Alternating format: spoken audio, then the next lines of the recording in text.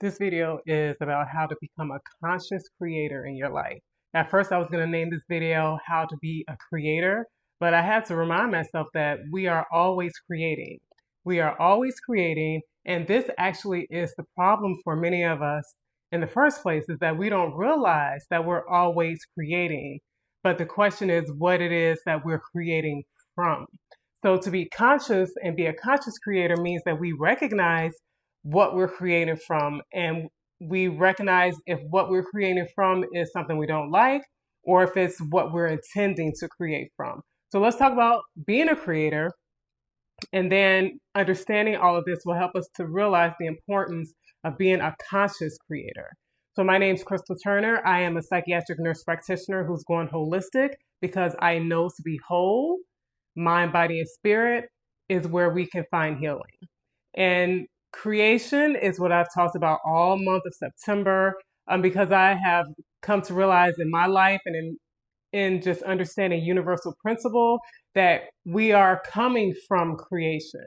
So we're going to talk about 4 things to think about and the important parts of creating and being a creator in your life, being a conscious creator in your life. So hit the like button. Hit the subscribe button if the content that you've been watching on my channel has been helpful for you. And hit the like button too to support my page.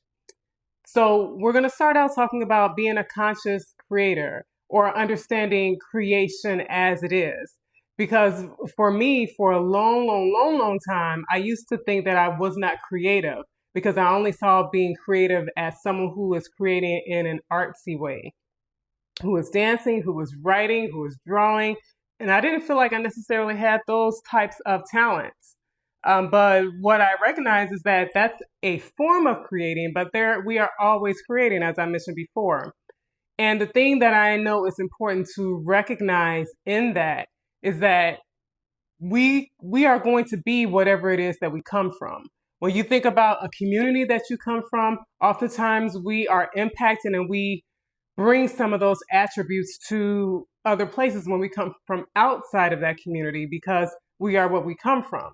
When we think about the families that we were raised in, oftentimes we take on a lot of attributes of the family that we're raised in when we go outside of our family because we are what we come from. When we think about our mother and father, oftentimes we take a lot of physical attributes, even some types of demeanors from our parents without even really recognizing it because we are what we come from. So those same principles is the same when it comes to thinking about the ultimate creator, the divine, God, however we term the creator. We come from that. We come from a force that is in its totality, it is creation. So if we come from that, we also bring those abilities into our world, into our life. We come from a creator. So one of our overarching powers that we often don't recognize is that we also create. And I always preface this that there's the big G and then there's the little g. There's the big God and then we're like little gods. We're not able to create like the ultimate force. I know that I am not out here creating bodies of water. I am not creating planets. I am not creating those things. But I am creating in my personal life because creation starts with our thoughts. It comes from thought. And even if we think about the creator and think about Hermetic principles, we come from a mental universe. So everything that has come into existence came from thought, and then things are produced. When we think about any type of invention, any type of structures, things we see around us that's man-made, let's just talk about the man-made things right now. Any of those things, in order for those things to have come into existence, whoever created it had to think of it first. They had to imagine it in their mind, see it in their mind, and then create from that. So understanding that very important part of creation is that we are creators. So the question then becomes, what are we creating from? And so then that takes me to the second important attribute of creating. And that comes from our perception. How are we perceiving things? Because we create from based on how we perceive things, how we view things. I come from a background where there were periods of time where I had a very insecure way of feeling about myself. So in that, I could look at outside of myself and always feel like I was not good enough, or I couldn't meet up, I couldn't do the things that I saw. And what I ended up creating in my life is a subpar type of way that I exhibited myself, and a subpar experience that I had, because I wouldn't give all of myself or the best of me, because my perception was that I couldn't do that. Do you understand what I'm saying? So in our lives, it's important to see, how are we perceiving? If you're perceiving the world as being just all bad and only bad things are happening in the world, then we're creating from this perception. That means you could see a certain thing happening, and you may have more of a pessimistic outlook on a thing, whereas another person who has a different perception could see the inspiration in that same thing that you're seeing in a pessimistic way. Not to say that you're doing that, but this is the example. It could also be vice versa. You could be someone who sees something and you're inspired, and you feel really good about it, and then someone right next to you could have this pessimistic outlook and see it completely different from you. But the important thing to know is that your experiences and the things that you're seeing in your outside world are coming from your perception. When I began to start seeing my benefits and my seeing myself from a higher mind, seeing myself from a higher sense of self, then I began to have experiences where I was doing more in life. I became more outgoing, because the things that I saw on the outside didn't intimidate me as much anymore like they did before. So that perception is huge. But then we want to take it a step back from the perception. So before we get to the perception, then we want to think about, well, what is it that impacts my perceptions? So then we can talk about your emotions. There's the emotions that we bring into creating in our world. So if we have heavy emotions, if we have emotions that are um, bringing up a lot of pain, or emotions that connects with a lot of trauma, if we have emotions that connect to a lot of disappointment, so those emotions then are going to impact our perception. And then our perception is showing us what we create. So we have to talk about emotions then, really thinking about, what are the emotions that you notice that you carry on a day-to-day basis?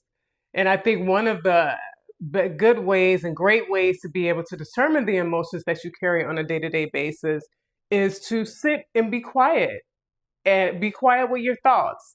When we're meditating, or if you meditate, a lot of people don't like to meditate because they feel like it's hard, because they find that they often start to drift off and start thinking about other things. They can't keep the quiet mind. But this is where I say meditation has many benefits. So one of the benefits is being able to quiet your mind, and that's probably one of the ultimate goals, is to be able to sit in quiet, in peace, and not to be tormented by our thoughts. But another thing that can be good with meditation is to be able to recognize the thoughts that you are having. So to sit quietly, you start out trying to, empty your mind and sit with a quiet mind. But then you may notice that certain thoughts come about. And although we don't have to attach to those thoughts, the first thing that you could start practicing is, what are the thoughts that you notice coming up? And that can tell us a lot about ourselves in the moment, because are those thoughts that come up things of worry? Are the thoughts that come up reflecting on things that made you feel shame? Are the thoughts that come up things that make you feel angry? So paying attention to the types of thoughts you're having. Even if they're different thoughts, do they lead you to the same common emotion? Because our emotions are huge, and it's easier to really connect to your shifting emotions than to try to catch all of your thoughts, because we have so many thoughts in the day. But paying attention to the thoughts in those moments can connect you to, well, what kind of where your emotions are coming from. They're coming from those types of thoughts. But our emotions and our thoughts are very important. Our thoughts are important, but then when we attach emotion to it, that's a big magnifying power that, impacts us emotionally. Then again, that impacts our perceptions, and then that impacts how we're creating. So then we've talked about, the fact that we're creators and what we're creating from. We've talked about our perceptions and how that impacts what we're creating. We've talked about our emotions and how our emotions are impacting our perceptions. But at the base of all of this would be paying attention to these emotions that we have. What are they coming from? And often they are coming from, and I would say all the time, they are coming from the beliefs that we have about ourselves. The beliefs that we have about ourselves are at the base of all of that.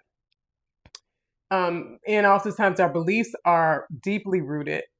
They're something that started long ago, often in the foundation of us building a sense of self, a sense of perception of self, a sense of understanding of the world. Our beliefs are at the base of that. And our beliefs are often established when we're very young based on the environment that you could have been in and the people in the environment and how they impacted you. So a lot of our beliefs come from that, our rooted beliefs. And this is what we want to look at. There are some beliefs that come and go when we have experiences when we're older, but when we're young, this is like the foundation. This is what you remember early on. These are the things that are often ingrained in you. Now, to be ingrained doesn't mean it has to stay that way, but I mean, these are the things that we end up realizing, that we have these beliefs without realizing we have those beliefs, or, it's not even a conscious thing because it happened so long ago that you don't even realize how much your early years impacts how you are today, even if it's 40 years later, because this is the foundation that everything has now been built on. So when you think about, what environments you were in and what did you become to believe about certain things, you could have been in an environment where you had a lot of love and reassurance and, acceptance. And so you have a belief that you are an acceptable type of person, that you are, you may have beliefs that support a strong self-esteem. You may believe that you're very capable of doing anything that you want to put your mind to. But you could also be someone who's come from an environment where you were put down a lot, or you weren't given a lot of attention, and you could have developed the belief that you weren't good enough, or you could have developed the belief that, other people just have it figured out more than you. If you were in a home where a lot of comparisons were made, that could be a huge thing. You also could have come from a home where, or an environment where you saw a lot of poverty, so you could have it ingrained in your mind that that's what it is out here, is that it's poverty and struggle is the thing. It really depends on what you come from and what environments you were in that start you to have a belief system. And everyone who's been in an environment where they were, let's say, living in poverty doesn't mean that they have to necessarily have developed an outlook or a belief that every poverty is everywhere. Some people, something within them causes them to say, this is not what I'm going to live in. There is something better. And they begin to formulate a belief that there's more than poverty out here. You know what I mean? So the point is, the environment sets the stage for us individually in terms of what we start believing. and everyone is different. Some people have, a situation where they maybe even in the midst of things, there was something within them internally that caused them to want to be more inspired. And then there are many of us who have been in environments where, there was a lot of discouragement or feeling like lack was a big thing. So if we have this foundation that lack is the thing, and then you go out in the world and you grow up and you still have this deep rooted belief that lack is all around, then this is going to impact how you feel emotionally when it comes to situations where maybe you would desire more. What are the emotions that come up? Insecurity or, fear, and then from there, then you look, your emotions are there, and then you think about your perception. Well, you're perceiving things from a place of lack, and then you recognize in your life your experiences are those of lack. So understanding these parts that are all a very big part of us creating is something that is what a conscious creator can begin to do, is first have that awareness and then sit back and say, okay, it's time to dismantle some of these rooted beliefs I have. So you may have to show yourself evidence that there's a different reality or a different truth than the one that you've been holding for so long. So you dismantle that belief, and then you can start building something else. Let me know if this makes sense to you. Put a heart in the comment section if this resonated. And I will be back next week with another video. Don't forget to like, don't forget to subscribe, and I will see you in the next video. Take care.